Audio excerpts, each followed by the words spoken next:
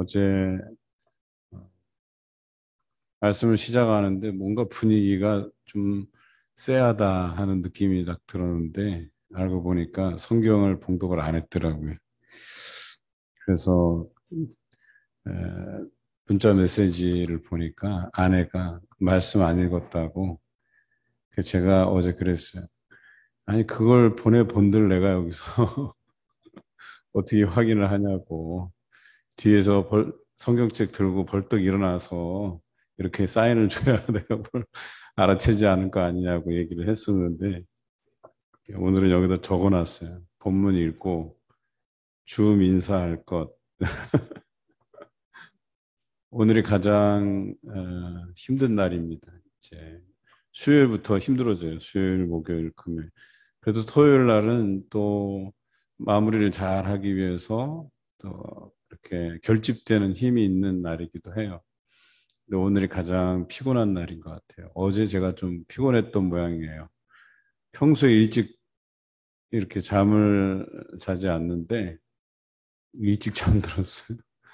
그래서 중간에 한 9시 좀 넘어서 깼다가 또 한 번 깨면서 또 잠을 못 자요, 제가. 그래서 또 한창을 또 이렇게 저렇게 방황하다가 결국에는 또 새벽에 잠이 들었어요, 들기는. 그래도 어제 하루 또 피곤한 일정이긴 했지만 지나면서 그래도 하나님께서 힘을 공급해 주신다 하는 생각이 들었습니다. 여러분들도 끝까지 완주하시고 힘내시는 이번 새해를 여는 특별 새벽 기도 되시기를 주님의 이름으로 기원합니다. 오늘은 예수님의 제자됨을 실천하는 덕목으로서 다섯 번째 사랑을 이야기합니다. 요한복음에는 사랑이라는 단어들이 참 많이 등장을 해요. 그리고 사도 요한을 지칭하는 말로서 예수님의 사랑하는 제자 이렇게 표현하기도 하거든요. 또 사도 요한은 사랑에 대한 서신도 그렇고 이 사랑에 대해서 많은 것들을 경험했기도 하지만 강조하기도 하는 사도이기도 합니다.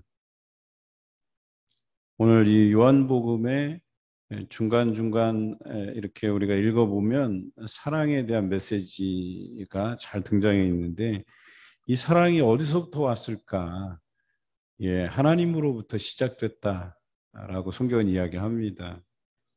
특히 요한복음에서만 보더라도 요한복음 3장 16절 여러분들이 잘 아는 성경 구절인데요. 하나님이 세상을 이처럼 사랑하사 독생자를 주셨으니 이는 그를 믿는 자마다 멸망하지 않고 영생을 얻게 하려 하심이라. 이렇게 기록되어 있잖아요. 하나님께서 사랑하셔서 우리를 위해서 독생자를 이 땅에 보내주셨대요. 그러니까 사랑의 시작이 여기서부터 우리에게 보여진 바 된 것이죠.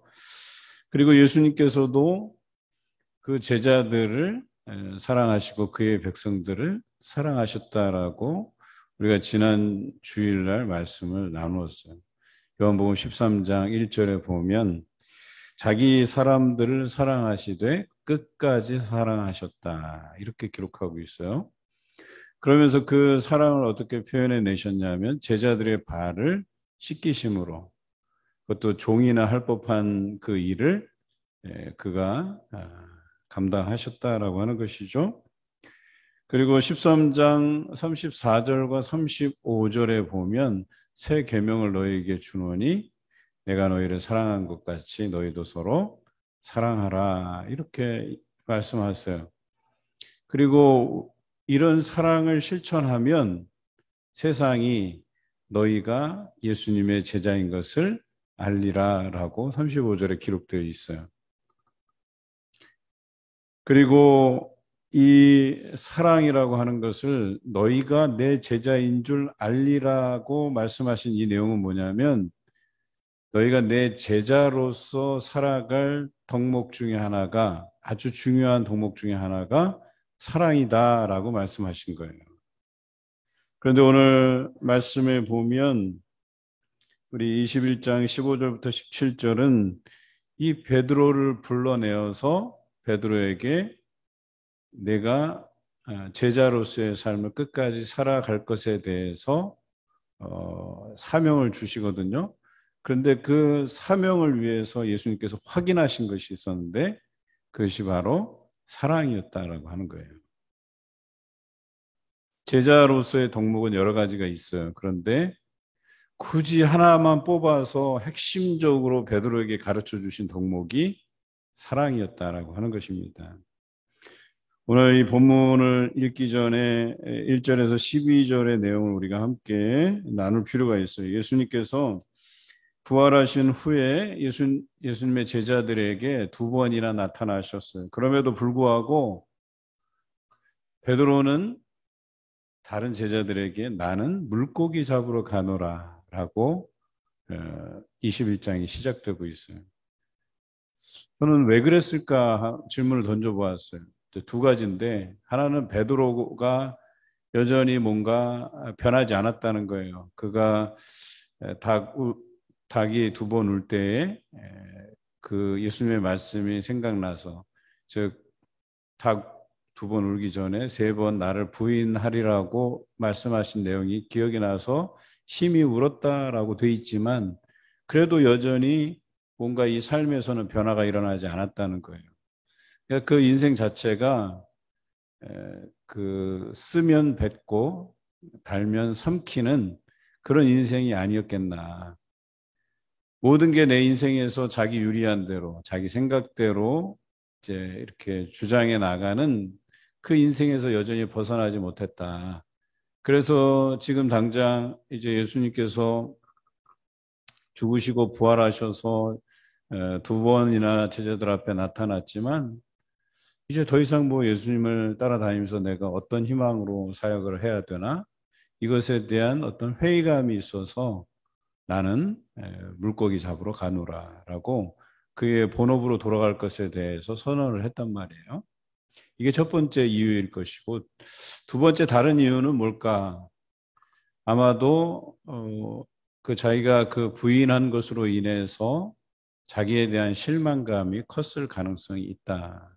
그래서 저는 전자보다는 후자에 더 무게를 두고 싶어요. 그래서 그가 예수님을 배울 면목이 없었다. 그가 자신했었는데 그래서 다른 사람 다 부인해도 나는 예수님을 부인하지 않겠습니다라고 하는 이 자신감 충만한 것을 가지고 살아왔는데 정작 예수님의 말씀대로 닭 두 번 울기 전에 예수님을 세 번이나 부인했다라고 하는 것이죠. 그래서 그 실망감을 가지고 나는 안 되겠구나. 이제 나는 본업으로 돌아가야 되겠구나라고 생각했을 가능성이 있다는 것이죠. 그런데 더 중요한 사실은 예수님께서 베드로를 포기하지 않으셨다는 거예요. 베드로뿐만 아니라 함께 본업으로 돌아갔던 그 제자들을 향한 예수님의 마음이 바뀌지 아니하셨다라고 하는 거예요. 이게 더 중요한 사실이라는 거죠. 우리는 그럴 수 있어요. 죄의 본성을 가지고 있기 때문에 언제라도 도망치고 싶고 언제라도 회피하고 싶고 언제라도 내려놓고 싶은데 우리 예수님께서는 그렇지 않다는 거예요. 제자들을 향한 그 열망, 그 열정, 그래서 이 땅에 계시는 동안 그들을 가르쳤던 그 많은 순간들이 숲으로 돌아가지 않게 하기 위해서 그래서 그들에게 향하신 그 마음들을 기꺼이 그들이 일하는 일터까지 찾아와서 어때요? 밤이 맞도록 물고기를 잡지 못했던 그들에게 배 오른편에 그물을 던지라 해서 많은 고기를 잡게 하시잖아요. 그리고 성경에 보면 예수님의 사랑하는 제자가 주님이신 것을 먼저 알아요. 그리고 이분이 주님이시다라고 베드로에게 이야기해 줘요. 그때 베드로가 배에서 뛰어내려서 예수님 앞에 다가섭니다. 그때 예수님께서는 뭘 하고 계셨냐면 아침에 조반을 준비하셨다. 그래서 떡을 준비하고 너희가 잡은 생선을 좀 가져와라 해서 구워 주시죠. 그리고 이 식사의 교제를 통해서 베드로에게 제자의 도를 가르치세요. 이것은 베드로에게만 한 것이 아니라 베드로와 함께한 제자들에게도 들으라고 이야기한 것입니다. 그리고 세 가지를 질문하죠. 어떤 질문을 합니까? 내가 이 사람들보다 나를 더 사랑하느냐? 두 번째 질문은 내가 나를 사랑하느냐? 세 번째 질문도 내가 나를 사랑하느냐? 사랑에 대해서 묻고 있어요. 지금 이 제자들에게 너희가 사명감 가지고 예수 그리스도의 제자로서 하나님의 나라를 선포하라는 이 사명을 주시기 위해서 예수님이 확인했던 것은 여러 가지 덕목이 아니었고 딱 한 가지 주제를 놓고 묻고 있어요. 내가 나를 사랑하느냐.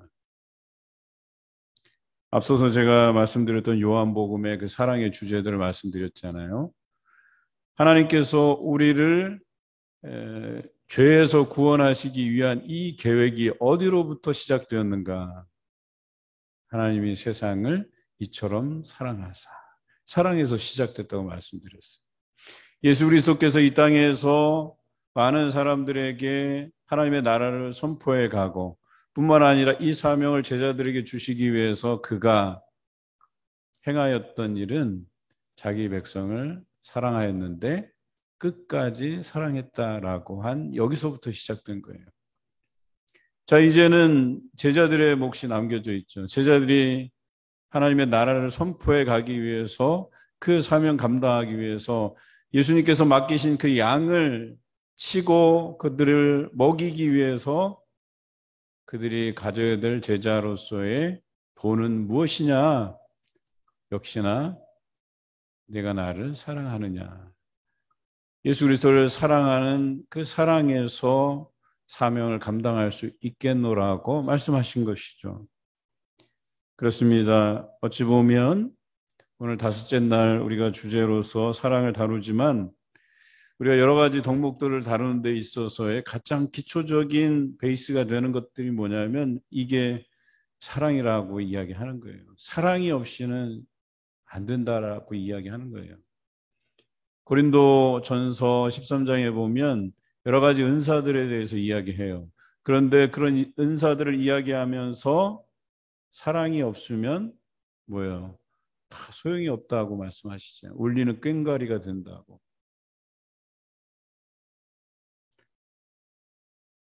오늘 말씀에서도 사명 감당하기 위해서 예수 그리스도의 제자로서 살아가기 위해서 우리가 여러 가지 주제들을 다루었지만 정말로 예수님께서 베드로를 제자 삼기 위해서 필요한 덕목으로 물으신 것이 사랑이었다는 것을 우리가 잊지 말아야 될 것입니다.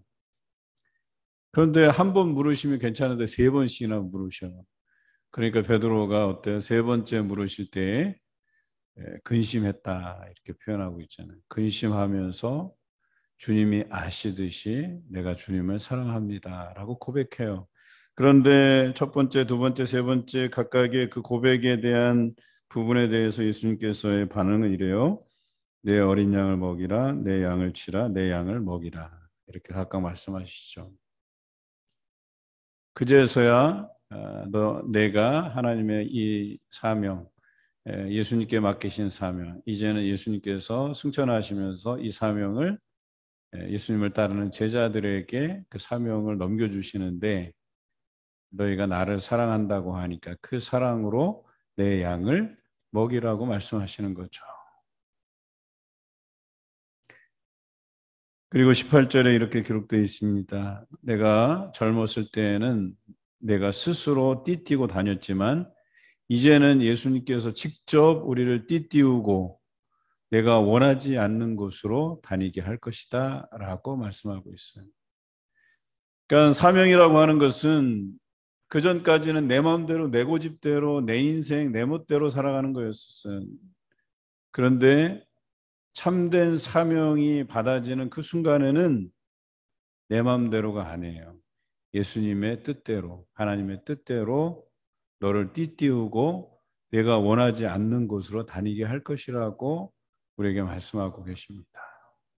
때로는요, 사명이라고 하는 것은 내가 가기 싫어하는, 굳이 내가 왜 저기에 포함돼야 되는가라고 하는 그곳으로 예수님께서 몰아가실 때 그것이 사명 감당함이라고 이야기할 수 있는 것이죠. 여러분 20%의 법칙을 아십니까? 이 많은 학자들이 통계로 이것을 나타내는데요. 그러니까 어느 공동체가 그 20%가 그 공동체를 책임진다라고 얘기하는 거예요.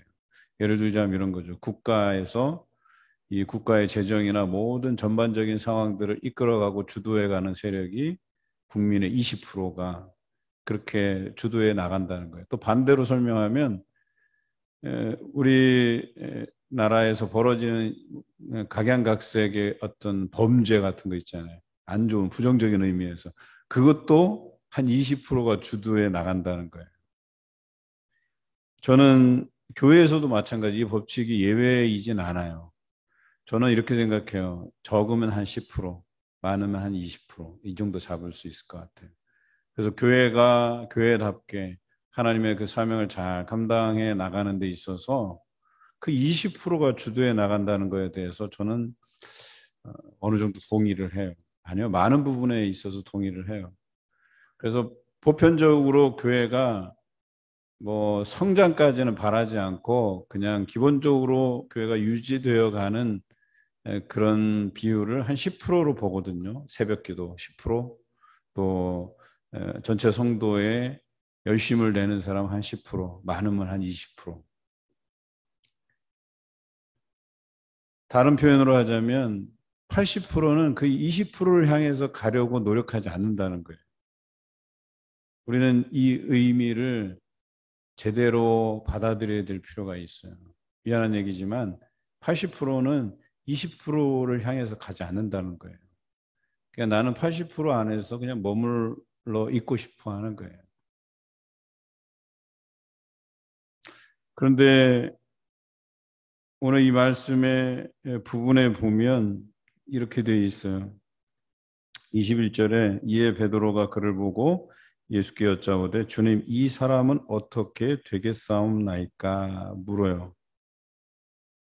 이 사명을 주셨는데 베드로가 한 가지 궁금한 게 다른 제자들을 염두에 두고 이 사람은 어떻게 되겠사옵니까를 묻고 있어요. 그랬더니 예수님께서 어떻게 대답하신 줄 아세요? 예수께서 이르시되 내가 올 때까지 그를 머물게 하고자 할지라도 내게 무슨 상관이야 너는 나를 따르라 하시더라. 여러분 봉사하고 헌신하는 데 있어서 왜 나는 이렇게 열심히 하는데 저 사람은 열심히 안 해요? 라고 물을 필요가 없다고 말씀하세요. 재밌는 말씀이기도 하지만 여러분 유념해 두셔야 돼요. 헌신은 여러분이 그 20%를 향해서 달려가고자 노력하며 달려있는 거지 왜 저 사람은 안 해요? 라고 물을 필요가 없는 문제라고 분명히 못 받고 있어요. 그런데 우리는 심정적으로 늘 그래요. 왜 나만 열심을 내면 뭐하냐고 저 사람은 열심히 안 하냐고. 아니요. 하나님께서는 이 시대에 열심을 내는 사람을 통해서 역사하시는 것이에요. 그 사람을 통해서 충분히 교회를 이끌어 가시고 하나님의 사역을 감당케 하세요. 그래서 굳이 저 사람은 왜? 라고 물을 필요가 없는 거예요. 그저 우리는 잊지 말아야 될 것, 예수님께서 물으셨잖아요. 내가 나를 사랑하느냐. 그러면 우리는 예수님을 사랑하는 그 마음으로 행하면 되는 거예요. 그 사랑으로 행하면 되는 거예요. 예수 그리스도께서는 그런 사람을 부르시는 거예요. 다른 사람을 염두에 두지 않으셨어요. 그저 이 부르심에 내가 주님을 사랑합니다. 라고 고백하는 이들을 세워서 하나님의 사명을 감당케 하신다라고 하는 것입니다. 그리고 그들이 원하지 않는 곳으로도 이끌어 가신다라고는 성경은 이야기합니다. 오늘 내 인생이라고 생각하고 즐겼던 옛적 일을 버리고 예수님께서 인도하시는 사명의 길로 들어서기를 날마다 다짐하며 실천하는 2022년이 되시길 주님의 이름으로 기원합니다.